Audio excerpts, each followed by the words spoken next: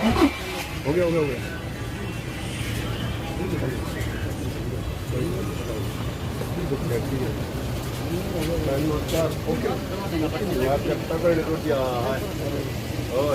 अभिनंदन।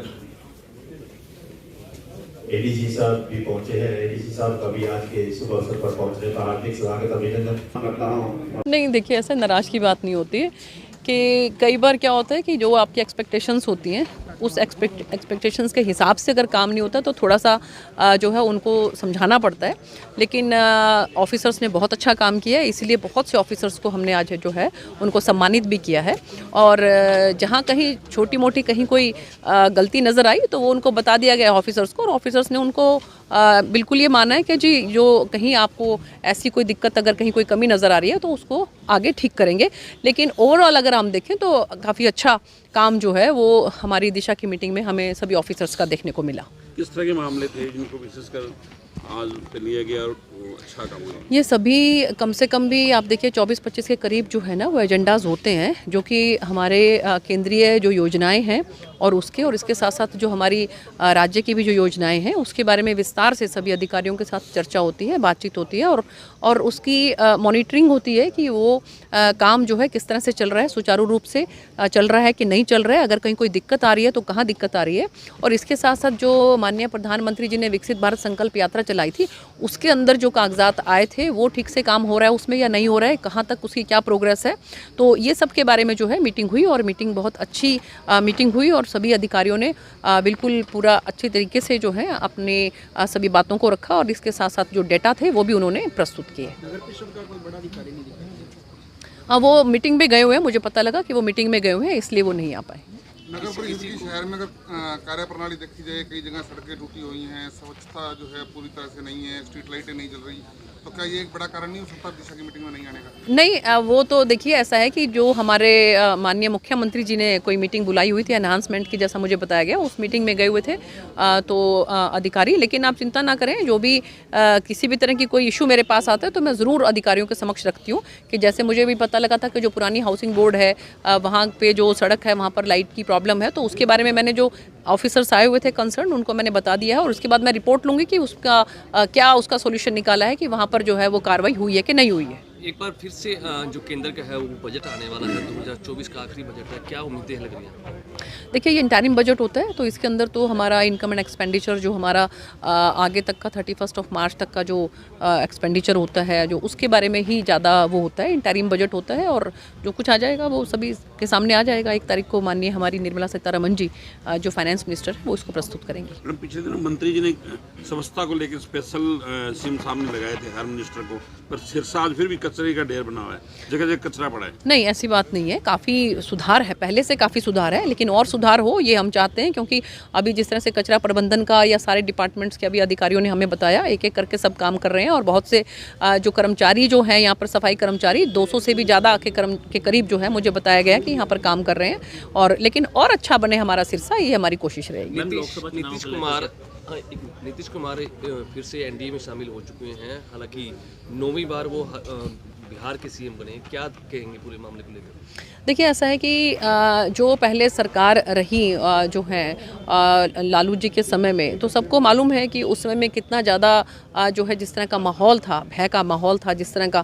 और तो वही जो है अभी जब नीतीश कुमार जी उनके साथ काम कर रहे थे तो मुझे लगा कि वो अनकम्फर्टेबल महसूस कर रहे हैं, इसीलिए उन्होंने देखिए कि 17 महीने की जो सरकार था उसके बाद उन्होंने वापस रुख किया है भारतीय जनता पार्टी का। उनको ये समझ में आया है कि उनके साथ जो है वो काम करना जो है कितना दुश्वार है, कितना दूभर है, क्योंकि जिस तरह की उनकी कोशिशें रहती हैं। और मुझे लगता है कि इसलिए नीतीश कुमार जी भारतीय जनता पार्टी में उनका स्वागत है।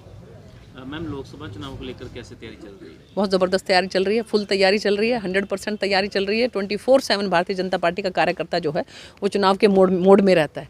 और पूरी 10 की 10 लोकसभा की सीटें आपको फिर से भारतीय जनता पार्टी की नज़र आएंगी, ये आप लोग देख लेना जरूर। अशोक तंवर भी अब भाजपा में आ गए, तो क्या आप चुनौती मानते हैं उनको? क्या आप उस हिस्सा से? नहीं, वो कमाल की बात करते हो आप। जो भाई हमारी पार्टी में आया है उसको चुनौती मानेंगे क्या? चुनौती तो विपक्ष से मानते होते हैं, उनसे हमें बहुत लाभ मिलेगा यहाँ पर। और माननीय जो है मुख्यमंत्री जी ने जो है उनका स्वागत किया है, हम भी उनका बहुत बहुत स्वागत करते हैं और उनका हमें बहुत लाभ मिलेगा यहाँ पर। अध्यक्ष महोदय से आज की बैठक की कार्रवाई शुरू करने की इजाजत चाहता हूँ।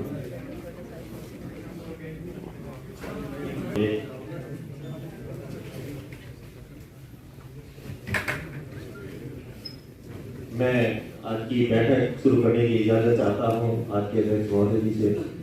Thank you. मैं निवेदन करूँगा श्रीमती सुनीता दुग्गल, आदरणीय पाठ गुप्ता जी, डीसी शेष साहब का स्वागत करने के लिए यहाँ नंबर 25 की जो मीटिंग हुई थी, इसमें ई राष्ट्रीय कृषि बाजार की तरफ से जिला विपणन अधिकारी ने पैक्स सोसाइटीज की डिटेल प्रस्तुत करनी थी। तो आप माइक पर आकर अपनी डिटेल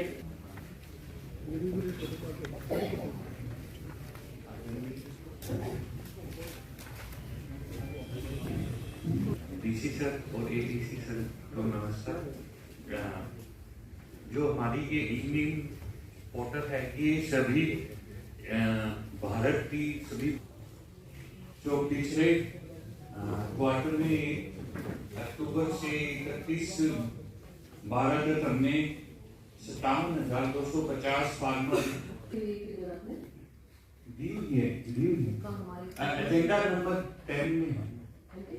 एजेंडा नंबर 10। हाँ जी।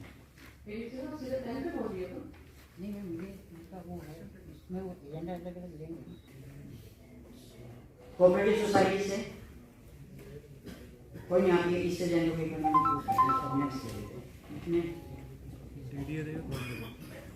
डीडीए जो है इसका इस वाली मीटिंग में एक्सपेक्टेड था कि हम इसका रिप्लाई दें। हमको यही मालूम नहीं है कि ये कौन सा डिपार्टमेंट कंसर्न है। कभी कोई आके खड़ा हो रहा है वहाँ पे, कभी कोई आगे खड़ा हो रहा है। नहीं, दिस शोज के भी आपके इनसिस्टेंट आप देखो ना, कितने इसमें आप कितने सिंसियर हो, आपकी मुझे बताओ ना कि अभी तक हमको यही नहीं मालूम है कि पैक्स डिपार्टमेंट कौन हैंडल करेगा, कौन उसका ऑफिसर। रजिस्टर्ड कोऑपरेटिव सोसाइटी आशीष का है। हाँ, तो आपको मैंने ये पहले कहा था ना कि सभी की मैं इसलिए साहब देखो, मैं हमेशा आपको मेरी मीटिंग से कम से कम भी आप 4-5 दिन पहले सारा कुछ जो है एक पूरी मीटिंग बुला के उसके अंदर डिस्कस करके चेक करके उसके मेरे को प्रॉपर रिप्लाई चाहिए। मैं एज इट इज ऊपर रिपोर्ट कर दूंगी आप लोगों की। ये क्या मतलब हुआ बताओ? जो क्वेश्चन हमने पिछली मीटिंग में पूछा था पैक्स के बारे में, आपने उसका कोई फीडबैक लिया? आपने पता किया कि भी क्या है क्या नहीं? आपका मतलब सिंपल ये कि हम आ गए यहाँ मीटिंग में, ये एज इट इज जो पिछले वाला कॉपी पेस्ट किया और उसको आपने डिस्कस कर लिया। एडीसी साहब बहुत ज्यादा मुझे इस बात को लेकर जो है ना दिक्कत है। नेक्स्ट टाइम रह कितना गया, अब तो मैं अगली टर्म भी आएगी, अब तो मेरी तो 2 मिनट 3-4 महीने रह गए सिर्फ। मैं वैसे तो क्वार्टरली मीटिंग होती है, लेकिन मैं एक मीटिंग जो है ना अब फरवरी एंड में भी लूंगी। ठीक है, आप लोग पहले से ही उस चीज की तैयारी कर लीजिए किसी साहब, ठीक है ना। अभी तो ये जनवरी चल रहा है ना, फरवरी के एंड में फिर मीटिंग लूंगी मैं। और मुझे उसमें मैं ये चाहती हूँ कि मेरा एक अच्छा इंप्रेशन सभी ऑफिसर्स का रहे कि भी मैंने बहुत अच्छे ऑफिसर्स के साथ काम किया, मुझे बहुत कोऑपरेशन मिला और आप लोगों ने आम जनमानस के लिए बहुत अच्छा काम किया। ये इंप्रेशन मैं लेके जाना चाहती हूँ। इसलिए मैं पहले ये सोच रही थी कि ये मेरी जो है फाइनल मीटिंग है कंक्लूडिंग जो है टर्म का, लेकिन मुझे अच्छा इंप्रेशन लेके जाना है, तो इसलिए मैं आपको एक चांस और दे रही हूँ। फरवरी एंड के अंदर हम एक मीटिंग और करेंगे और उसके अंदर मुझे सभी ऑफिसर्स का बहुत अच्छा परफॉर्मेंस चाहिए, बहुत कोऑपरेशन मिला और सिर्फ के ऑफिसर्स बहुत कॉम्पिटेंट है।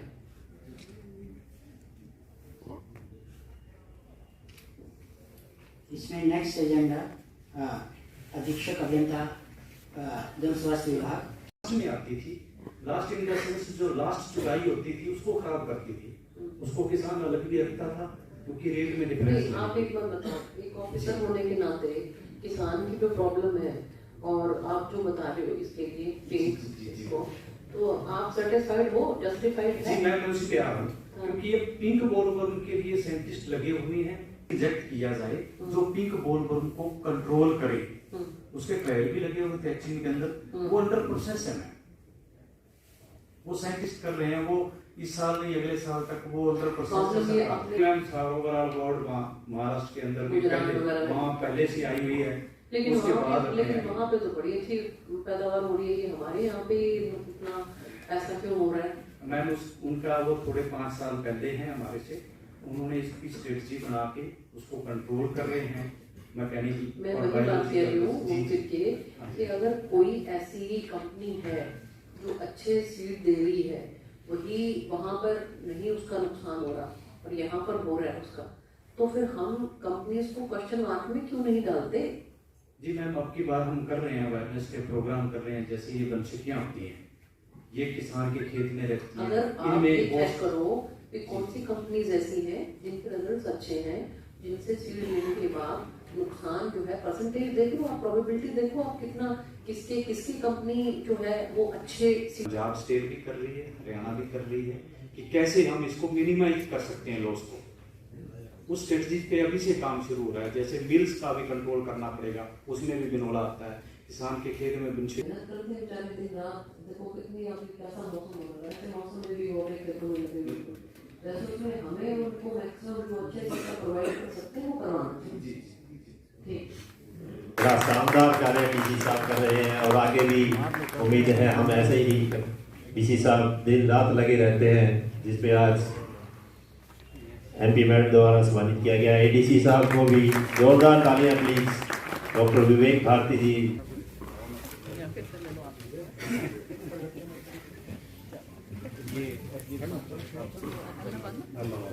बहुत बढ़िया, मेरी हर बार उनके साथ ही वहाँ पे